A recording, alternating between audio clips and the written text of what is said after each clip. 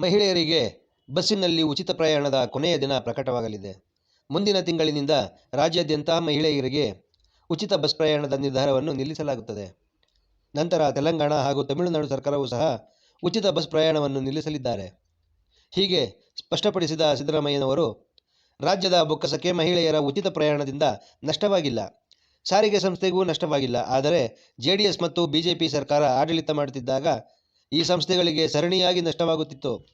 ಆಗ ಮಹಿಳೆಯರಿಗೆ ಬಸ್ಸಿನಲ್ಲಿ ಉಚಿತ ಪ್ರಯಾಣ ಇರಲೇ ಇಲ್ಲ.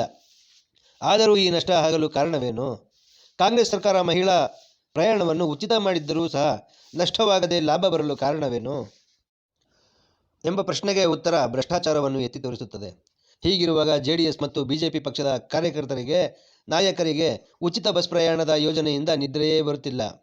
ಪದೇ ಪದೇ ಸಾಮಾಜಿಕ ಜಾಲತಾಣಗಳಲ್ಲಿ ಶಕ್ತಿ ಯೋಜನೆ ಈ ತಿಂಗಳಿನಿಂದ ಬಂದ್ ಆಗಲಿದೆ ಎಂದು ಹೇಳುತ್ತಲೇ ಇದ್ದಾರೆ. ಇದು ಹೇಗಿದೆ ಎಂದರೆ, ನಾಳೆ ಬಾ ಎಂದು ಮನೆಯ ಬಾಗಿಲ ಮೇಲೆ ಬರದಂತೆ ಭಾಸವಾಗುತ್ತದೆ. ಬಿಜೆಪಿ ಮತ್ತು ಜೆಡಿಎಸ್ ಪಕ್ಷಕ್ಕೆ ಬಡವರನ್ನು ಕಂಡರೆ ಅಸಹ್ಯ. ಅದಕ್ಕೆ ಅವರು ಅಸಹನೆಗೆ ಜಾರಿದ್ದಾರೆ, ಅಪಪ್ರಚಾರ ಮಾಡುತ್ತಲೇ ಇದ್ದಾರೆ. ಇದೇ ನಿರ್ಧಾರಕ್ಕೆ ನಾವು ಬದ್ಧರಾಗಲಿದ್ದೇವೆ. ನಾಳೆ ಮಹಿಳೆಯರಿಗೆ ಉಚಿತ ಬಸ್ ಪ್ರಯಾಣ ಇಲ್ಲವೆಂದರೆ ಅದಕ್ಕೆ ಅರ್ಥ ನಾಳೆ ಬಾ ಎಂದು. ನಾಳೆಗಳು ಬರುತ್ತಲೇ ಇರುತ್ತವೆ, ಪ್ರಯಾಣ ನಿರಂತರವಾಗಿರುತ್ತದೆ. ಆದರೆ ಮಹಿಳೆಯರಿಗೆ ಶಕ್ತಿ ಯೋಜನೆ ಮಾತ್ರ ನಿರಂತರವಾಗಿ ಉಚಿತವಾಗಿರುತ್ತದೆ. ಈ ಯೋಜನೆಗೆ ವಿರಾಮವಾಗಲಿ ನಿಲ್ಲಿಸುವುದಾಗಲಿ ಮಾಡುವುದಿಲ್ಲ.